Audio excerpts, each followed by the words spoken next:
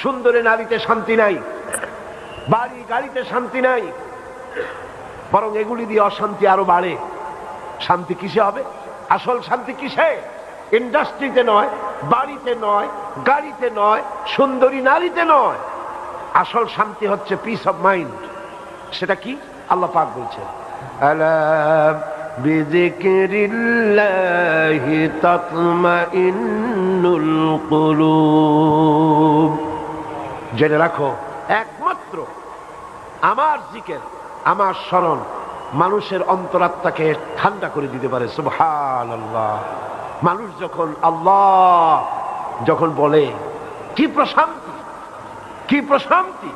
দারুণ বিপদ, মামলা মোকদ্দমা, হামলা, গ্রেফতারি পরোয়ানা, ব্যবসায় সব শেষ, ছেলে মারা গেছে, মেয়ে মারা গেছে, দুঃখ দারিদ্র কষ্টে জর্জরিত।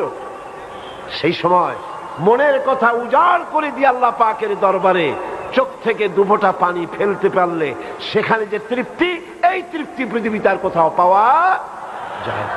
আমি আপনাদের সামনে কথাটা এভাবে তুলতে চাই যে আজ আমি মাওলানা শামসুদ্দিন সাহেবকে জিজ্ঞেস করেছিলাম কদিন আগে যে এই তাফসীরের মাহফিল কতদিন ধরে চলছে। উনি বলছেন এইটা নাকি 20 বছর পূর্ণ হচ্ছে। 20 বছর ধরে আমরা কোরআনে কারীমের তাফসীর শুনলাম, আমাদের মধ্যে পরিবর্তন কতটা এসেছে?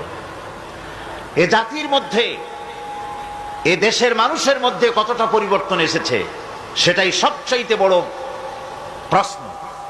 কোরআন কি শুধু শোনার জন্য এসেছে?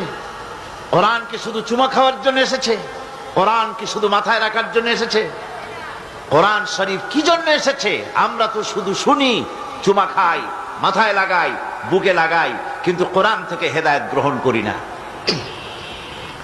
কোরআনের তাফসীর তো আমি নতুন কিছু করছি না।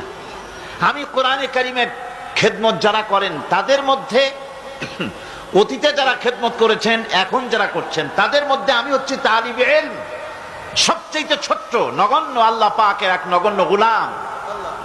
এর আগে বহু তাফসীর হয়েছে, কিন্তু মানুষের পরিবর্তন, চরিত্রের, আখলাকের, সমাজের, রাষ্ট্রের পরিবর্তন দেখতে পাই নাই। খুব কম পরিবর্তন হচ্ছে।